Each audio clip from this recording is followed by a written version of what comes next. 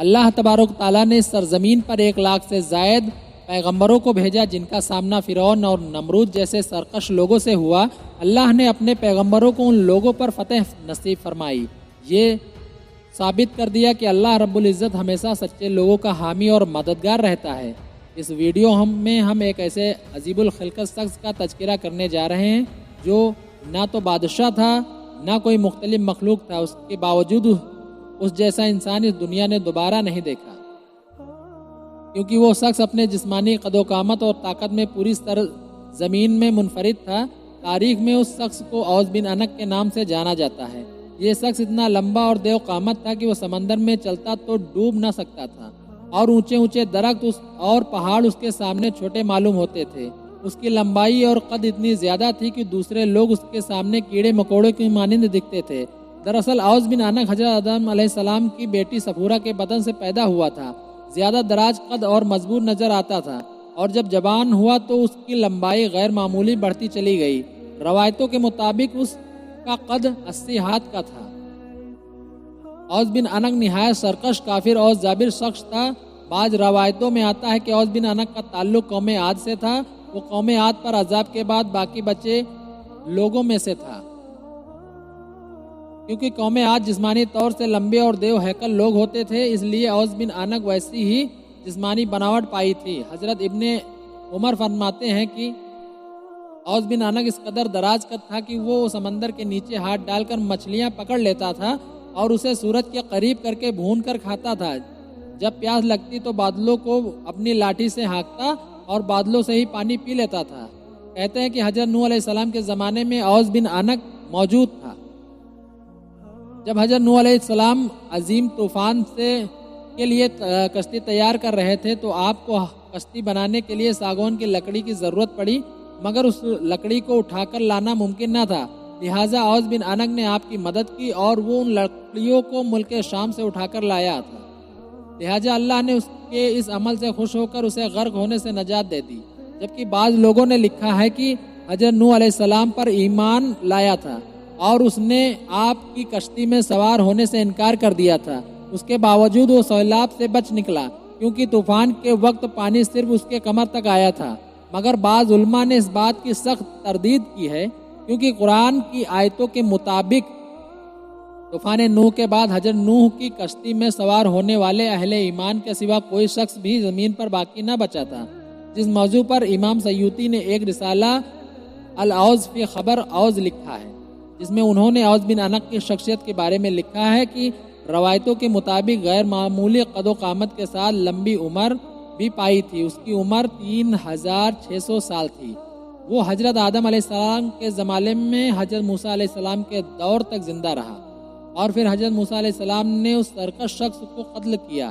یہ واقعہ کچھ یوں ہے کہ جب بنی اسرائیل کو فرعونیوں سے نجات ملی اور فرعون دریائے نیل میں غرق ہو گیا تو اللہ نے حضرت موسیٰ علیہ السلام سے وعدہ کیا کہ شام کی مقدس سرزمین بنی اسرائیل کو دے دی جائے گی۔ اس وقت وہاں ظالم اور جابر کنانی لوگ آباد تھے، لہٰذا اللہ نے حکم دیا کہ ان جابر لوگوں سے جنگ کرو اور انہیں وہاں سے نکال کر باہر کر دو۔ اللہ نے موسیٰ علیہ السلام کے ساتھ فتح کا وعدہ کیا تھا۔ حضرت موسیٰ علیہ السلام پر حکم نازل ہوا کہ بنی اسرائیل کے بارے میں 12 قبیلوں سے 12 افراد چن لیا جائے اور انہیں سردار منتخب کیا جائے۔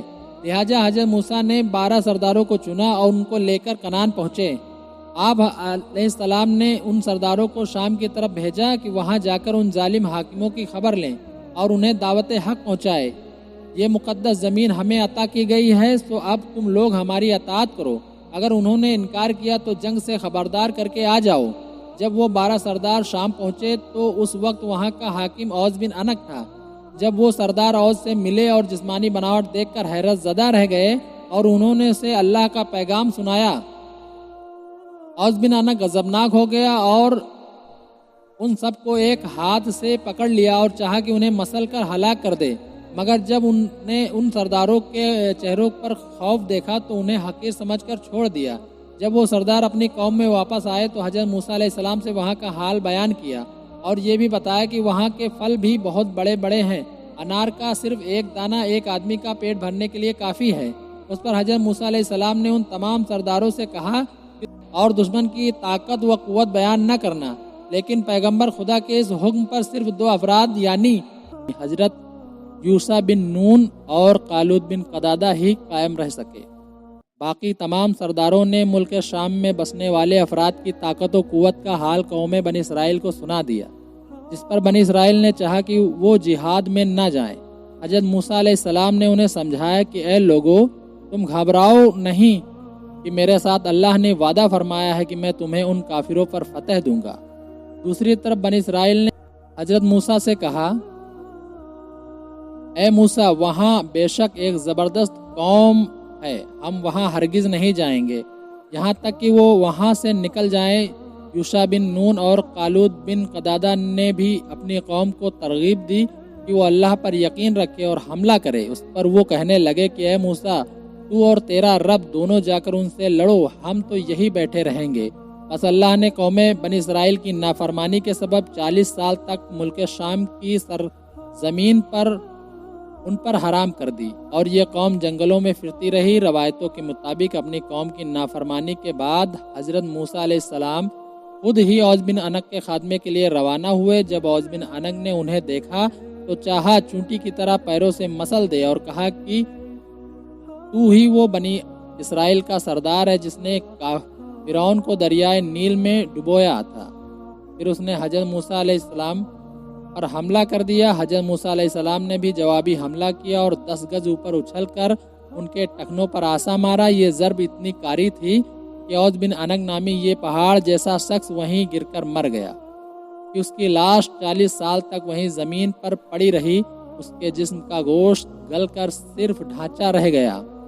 جب حضرت موسیٰ علیہ السلام اور حضرت ہارون علیہ السلام جہاد سے سرخ روح ہو کر واپس لوٹے تو ان کے ڈھانچے کو اٹھا کر دریائے نیل پر رکھا اور ایک عرصہ تک ڈھانچہ دریائے نیل پر پل کا کام انجام دیتا رہا۔ خدا کی مخلوق واہ کتنی بھی شرکش اور قداور ہو، جب اللہ کی پکڑ ہوتی ہے تو اس کی طاقت و قوت ریت کے معنی ڈھیر ہو کر رہ جاتی ہے، اور یہ بعد میں آنے والے لوگوں کے لیے نشان عبرت بن جاتی ہے۔